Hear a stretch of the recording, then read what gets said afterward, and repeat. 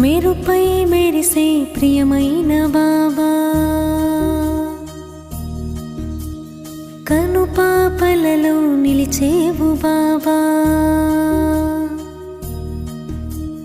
ఖుషి ఖుషిగా ఇదే పాడుతూ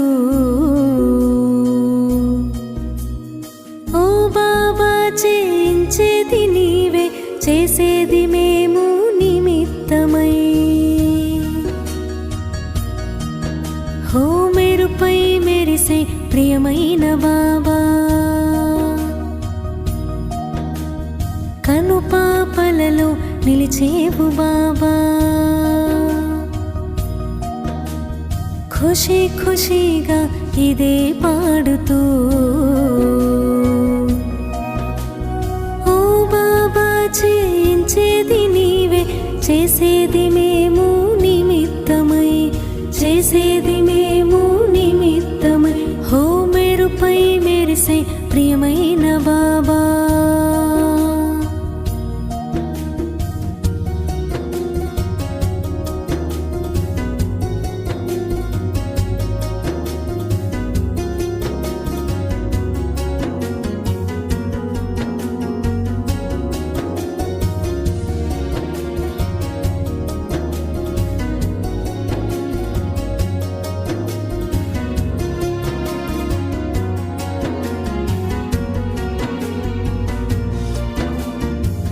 శివ బాబా చేసేది నీవే, ఓ బాబా చేయించేది నీవే, నిమిత్తమే మము చేసేము బాబా, చిటికెడంత సహయోగము మాది. గోవర్ధనగిరి పైకెత్తుతూ రక్షించేవు ఓ ప్రాణనాథ,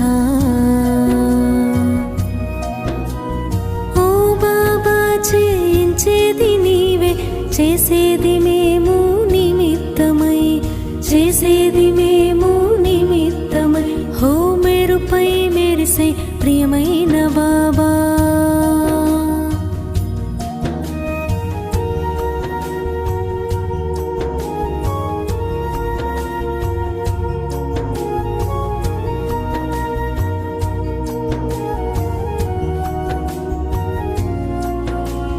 బాబా నీవే నా తండ్రివై, నీ పాలనతో ప్రసన్నమై,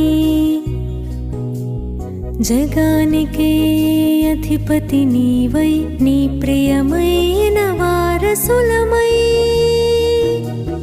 నీ అడుగులలో నడిచేము బాబా, సత్యంగా నీ సేవ చేసే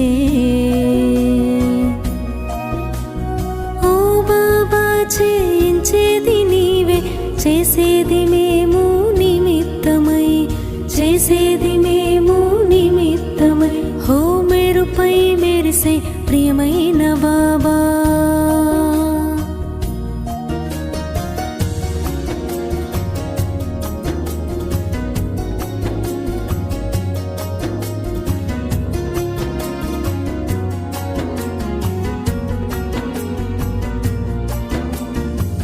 బుద్ధి బలము జ్ఞానమే నీది, ఈ స్మృతితో జీవనమే సాగే,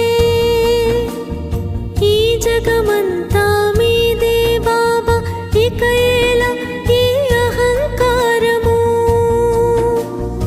ఎంతో ప్రేమగా నీ దరికి చేరే, జీవన నావను అర్పించే నీకై.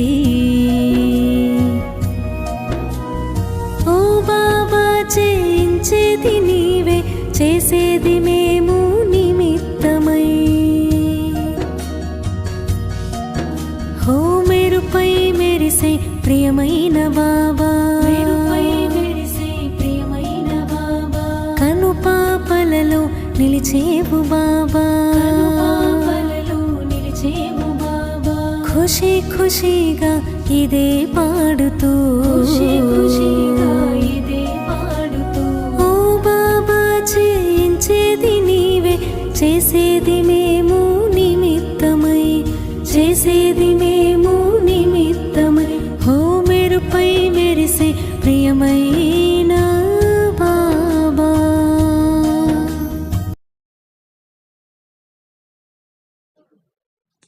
ఓం శాంతి. ఈరోజు సాకారవాణి 8/11/2024. మధురమైన పిల్లలారా, మీరు ఈ రాజయోగ చదువును రాజ్యం కొరకు చదువుతున్నారు. ఇది మీకు నూతన చదువు. ప్రశ్న: ఈ చదువులో అనేక పిల్లలు నడుస్తూ ఎందుకు ఫెయిల్ అవుతారు? జవాబు: ఎందుకంటే ఈ చదువులో మాయతో మల్లయుద్ధం ఉంటుంది. మాయతో మల్లయుద్ధం చేయునప్పుడు బుద్ధికి చాలా గట్టి దెబ్బ తగిలేందుకు కారణము తండ్రితో పిల్లలు సత్యంగా ఉండరు. సత్యమైన పిల్లలు సదా సురక్షితంగా ఉంటారు. ఓం శాంతి. ఆత్మలైన మనులను తండ్రి చదివిస్తున్నారని పిల్లలందరికీ నిశ్చయం ఉంటుంది. అనంతమైన తండ్రి 5000 సంవత్సరాల తర్వాత అనంతమైన పిల్లల్ని ఒక్కసారి మాత్రమే చదివిస్తున్నారు. కొత్త వారెవరైనా ఈ మాటలు వింటే వారికివి అర్థం కావు. ఆత్మీక తండ్రి అనగా ఎవరు? ఆత్మీక పిల్లలంటే ఎవరో కూడా అర్థం చేసుకోలేరు. మనమంతా సోదరులమని పిల్లలైన మీకు తెలుసు. వారు మనకు తండ్రి, టీచరే కాక పరమ గురువు అని కూడా మీకు తెలుసు. పిల్లలైన మీకు ఆటోమేటిక్గా స్మృతిలో ఉంటుంది సర్వ ఆత్మలకు ఆత్మీక తండ్రి ఒక్కరే అని.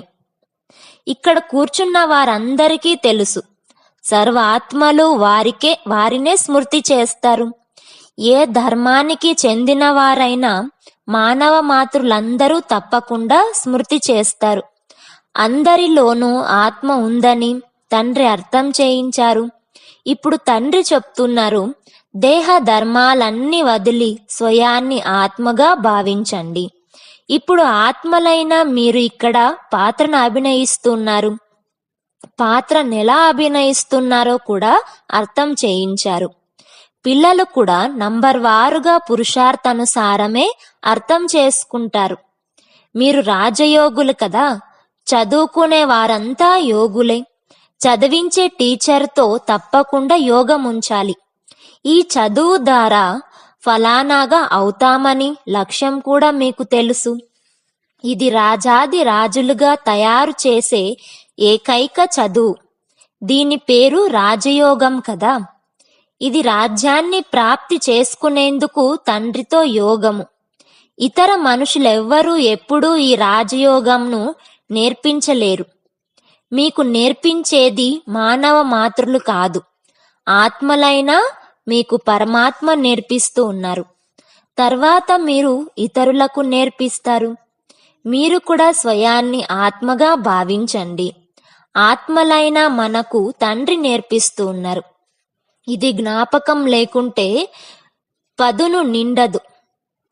అందుకే చాలా మంది బుద్ధిలో కూర్చోదు.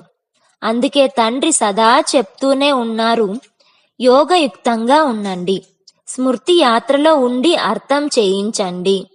మన సోదరులకు నేర్పిస్తూ ఉన్నాము. మీరు కూడా ఆత్మలే, వారందరికీ తండ్రి. అంతేకాక టీచరు, సద్గురువు కూడా అయ్యారు. ఆత్మనే చూడాలి.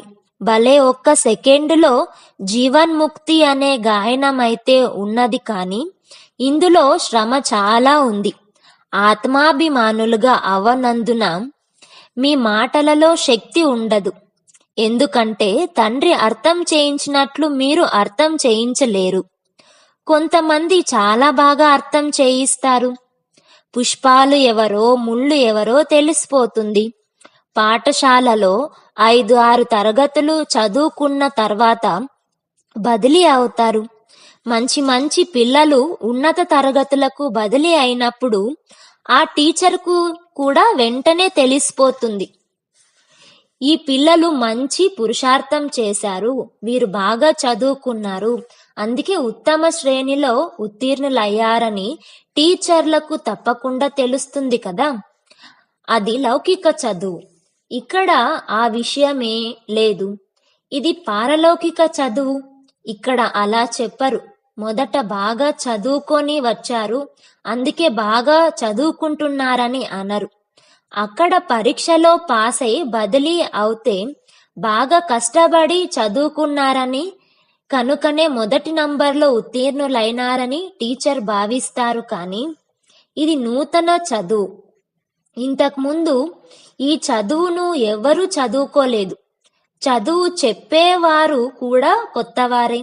అందరూ కొత్తవారే. కొత్తవారినే చదివిస్తున్నారు. వారిలో ఎవరు బాగా చదువుకుంటారో వారిని మంచి పురుషార్థులని అంటారు. ఇది నూతన ప్రపంచం కొరకు నూతన జ్ఞానం. దీనిని చదివించేవారు ఒక్క బాబా తప్ప మరెవ్వరూ లేరు.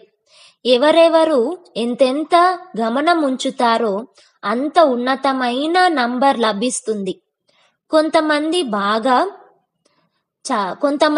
చాలా మధురమైన మంచి ఆజ్ఞాకారులుగా ఉంటారు. ఉన్నతమైన నంబర్ లభిస్తుంది. కొంతమంది చాలా ఎవరెవరు ఎంతెంత గమనం ఉంచుతారో అంత ఉన్నతమైన నంబర్ లభిస్తుంది. కొంతమంది చాలా మధురమైన మంచి ఆజ్ఞాకారులుగా ఉంటారు. చూస్తూనే తెలిసిపోతుంది. ఈ చదివించేవారు చాలా మంచివారు. వీరిలో ఏ అవగుణం లేదు. నడవడిక ద్వారా, మాటలు మాట్లాడుటలోనే తెలిసిపోతుంది. బాబా అందరినీ అడుగుతారు, వీరు ఎలా చదువు చెప్తున్నారు? వారిలో ఏ లోపం లేదు కదా? చాలా మంది అంటారు, మమ్మల్ని అడగకుండా ఏ సమాచారం ఇవ్వరాదు. కొంతమంది బాగా చదివిస్తారు. కొంతమందికి చురుకైన బుద్ధి ఉండదు. మాయ తీవ్రంగా దాడి చేస్తుంది. మాయ వారిని చాలా మోసం చేస్తుందని తండ్రికి తెలుసు. 10 సంవత్సరాలు చదివించిన మాయ ఎంత శక్తివంతమైనదంటే దేహ అహంకారానికి వశమయ్యారంటే ఇరుక్కుంటారు. తండ్రి అర్థం చేయిస్తున్నారు, ఎటువంటి యోధులైనా మాయ గాయపరుస్తుంది. మాయ బలశాలులతో బలశాలిగా అయి యుద్ధం చేస్తుంది. బాబా ఎవరిలో అయితే ప్రవేశించారో వారు నంబర్ 1గా అవుతారని మీకు అర్థమయ్యే ఉంటుంది. ఆ తర్వాత నంబర్ వారుగా చాలా మంది ఉన్నారు కదా.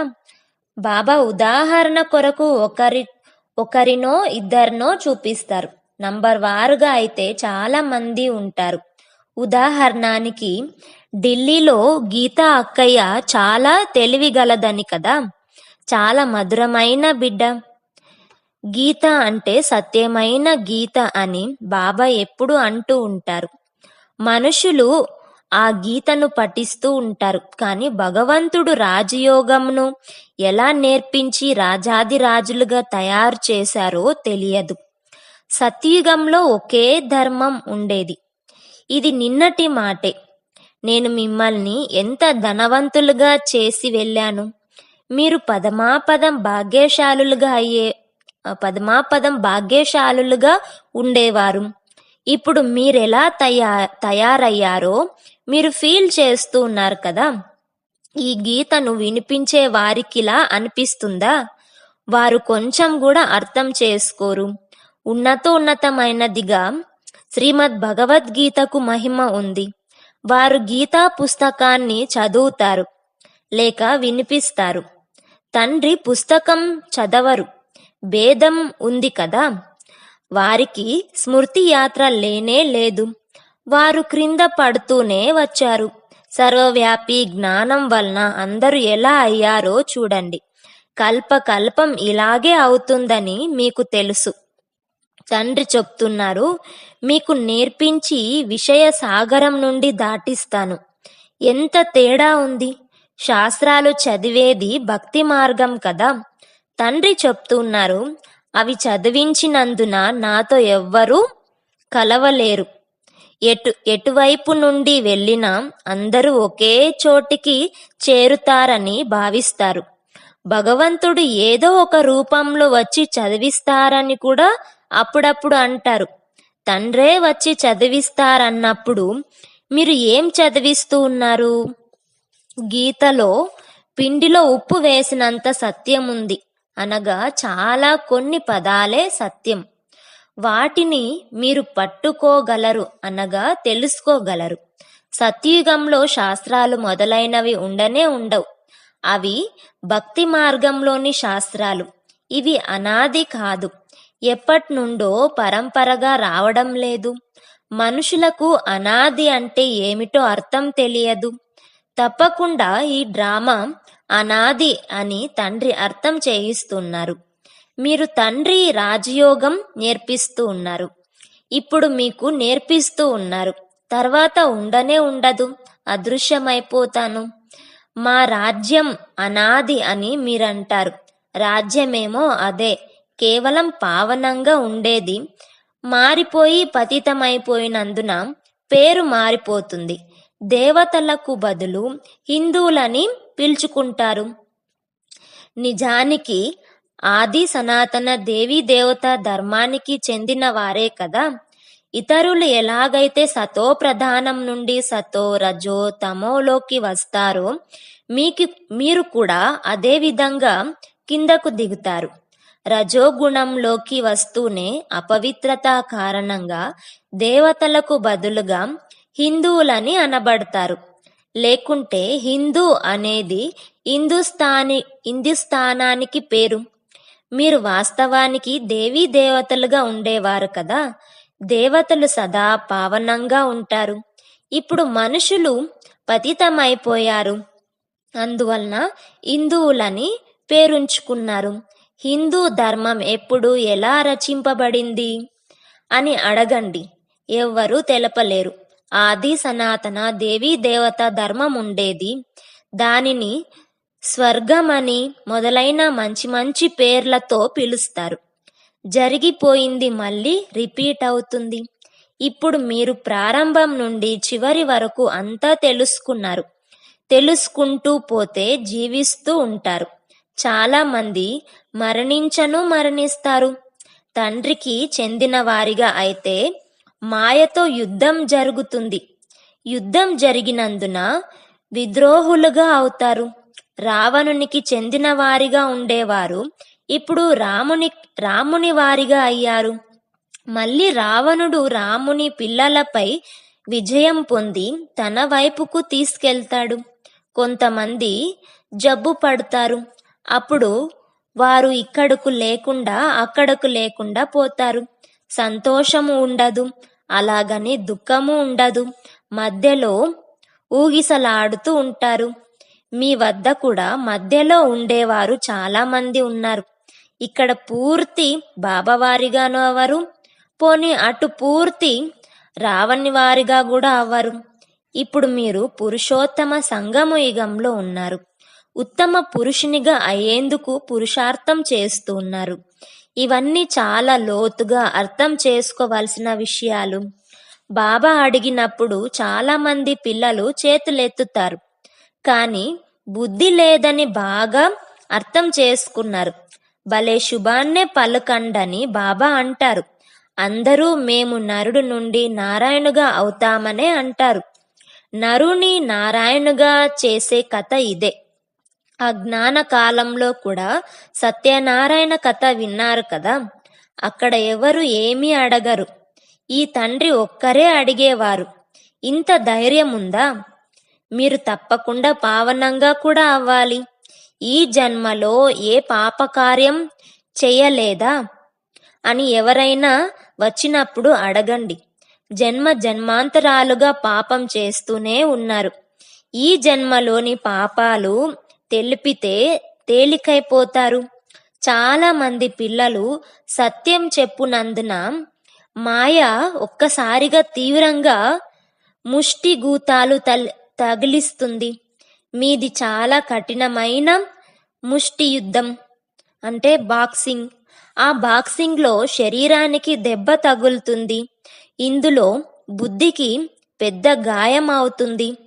ఇది బాబాకు కూడా తెలుసు. ఈ బ్రహ్మ చెప్తున్నారు, నేనిప్పుడు అనేక జన్మల అంతిమ జన్మంలో ఉన్నాను. అందరికంటే ఎక్కువ పవిత్రంగా ఉన్నాను. ఇప్పుడు అందరికంటే ఎక్కువ పతీతంగా అయ్యాను. మళ్ళీ పావనంగా అవుతాను. అలాగని నేను మహాత్మనని చెప్పను. ఇతడు అందరికంటే ఎక్కువ పతితమైన వాడని తండ్రి కూడా చెప్తున్నారు. నేను పరాయి దేశంలో పరాయి శరీరంలో వస్తాను. ఇతని అనేక జన్మల అంతిమంలో నేను ప్రవేశిస్తాను. ఇతడే పూర్తిగా 84 జన్మలు తీసుకున్న ఆత్మ. ఇప్పుడు ఇతడు కూడా పావనంగా అయ్యే పురుషార్థం చేస్తున్నాడు. చాలా జాగరూకతతో ఉండాలి. తండ్రికి తెలుసు కదా, బాబాకు ఇతడు చాలా సమీప పుత్రుడు. తండ్రి నుండి ఎప్పుడూ విడిపోడు. వదిలి వెళ్ళాలనే ఆలోచన కూడా రాదు. నా పక్కనే కూర్చున్నారు. నా తండ్రి కదా, నా ఇంట్లోనే కూర్చొని ఉన్నారు. బాబాకి తెలుసు. బాబాతో తమాషాగా మాట్లాడతారు. బాబా నాకు స్నానం చేయించు, భోజనం తినిపించు, నేను చిన్న బాలుని కదా. ఇలా అనేక విధాలుగా బాబాను స్మృతి చేస్తాను. పిల్లలైన మీకు అర్థం చేయిస్తూ ఉన్నాను. ఈ రీతిగా నన్ను స్మృతి చేయండి.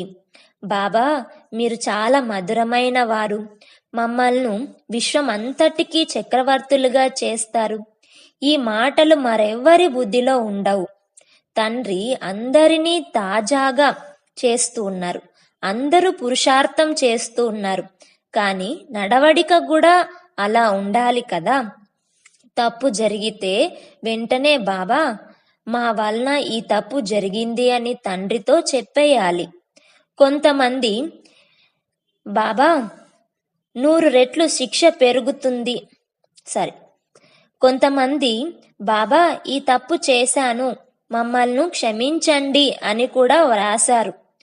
నా పిల్లలుగా అయి తప్పు చేస్తే 100 రెట్లు శిక్ష పెరిగిపోతుంది. మాయతో ఓడిపోతే అక్కడే అలాగే ఉండిపోతారు. నిస్తేజులైపోతారు.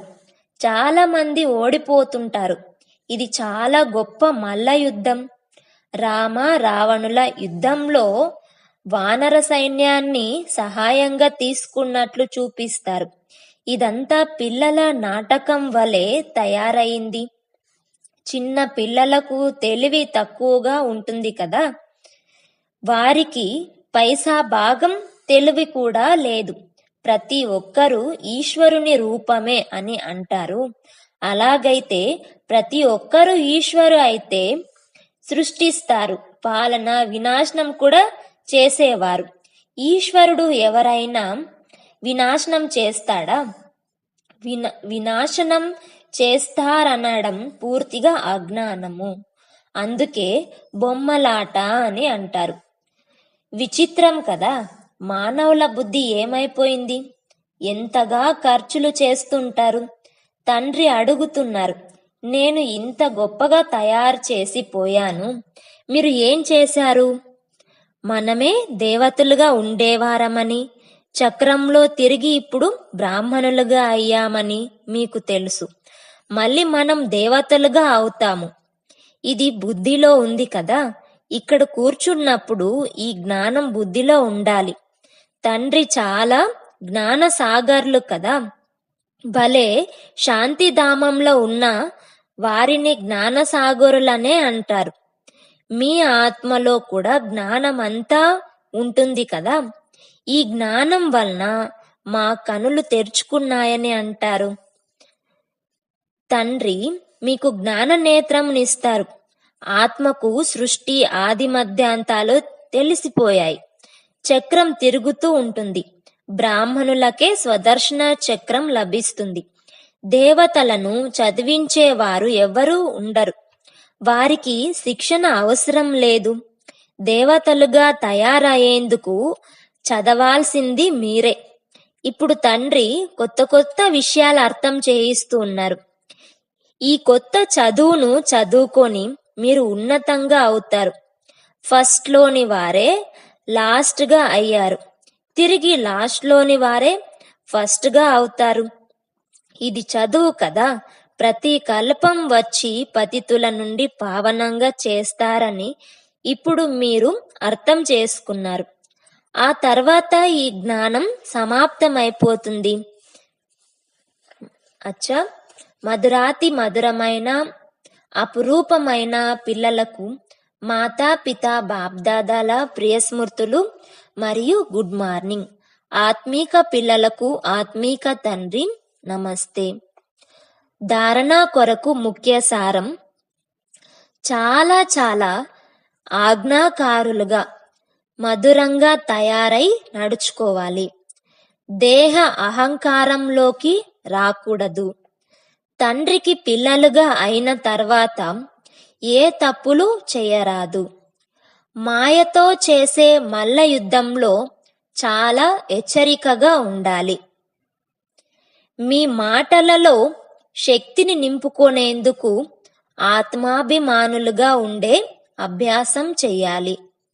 స్మృతి ఉండాలి, తండ్రి నేర్పించిన దానిని మేము వినిపిస్తూ ఉన్నామని భావిస్తే అందులో పదును నిండుతుంది.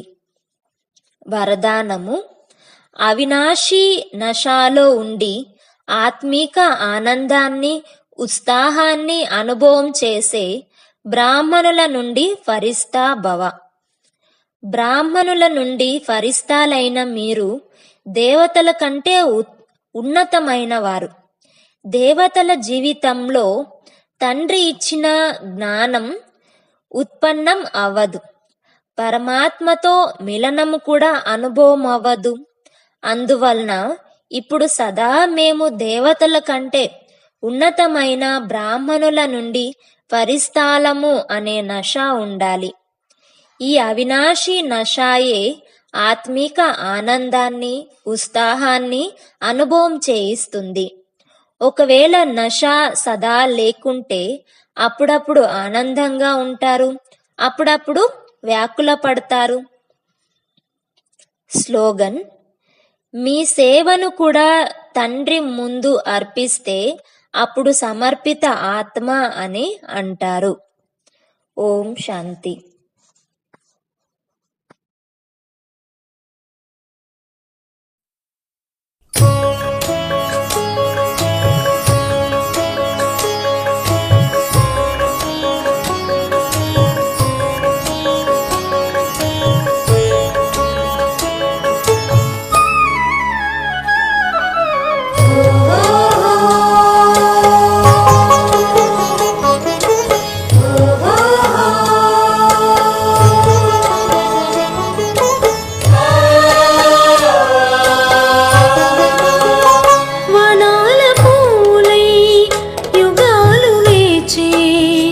స్వాగతమిదే బాబా, ఓ శివ బాబా.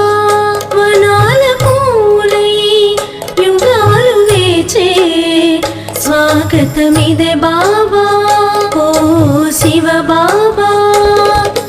నీరాకయ వసంతమై తలచి పువ్వులు పులకించే, పువ్వులు పులకించే. నీరాకయ వసంతమై తలచి పువ్వులు పులకించే, పువ్వులు పులకించే. వనాల పూలై యుగాలు వేచే స్వాగతమిదే బాబా, నా ప్రియ బాబా.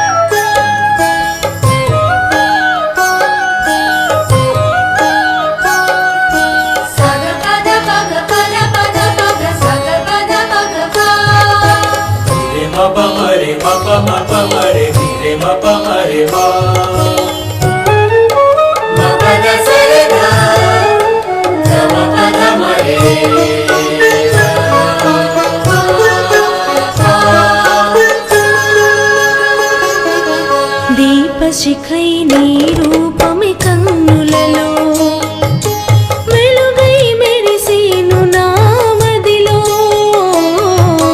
దీపశిఖై నీ రూపమే కన్నులలో వెలుగై మెరిసేను నా మదిలో అనుక్షణము నీ స్మృతి మెదలి ఎదనిండా ఆనందము నిండగా అనుక్షణము నీ స్మృతి మెదలి ఎదనిండా ఆనందము నిండగా మదియ సుఖాన సితార స్వరమై మ్రోగెను ఈ వేళ మ్రోగెను ఈ వేళ మదియ సుఖాన సితార స్వరమై మ్రోగెను ఈ వేళ మ్రోగెను ఈ వేళ వనాల పూలై యుగాలు వేచే స్వాగతమిదే బాబా నా ప్రియ బాబా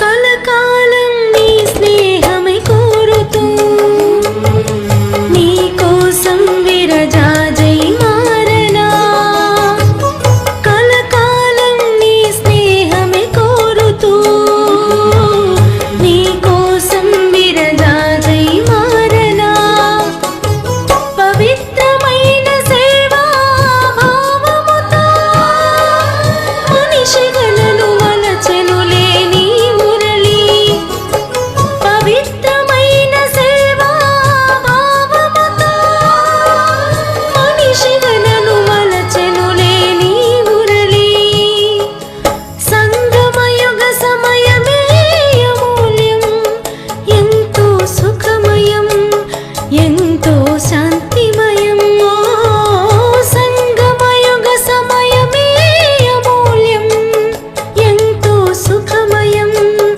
ఎంతో శాంతిమయం వనాల పూలై యుగాలు వేచే స్వాగతమిదే బాబా ఓ శివ బాబా వనాల పూలై యుగాలు వేచే స్వాగతమిదే బాబా ఓ శివ బాబా నీరాకయ వసంతమై తలచి పువ్వులు పులకించే పువ్వులు పులకి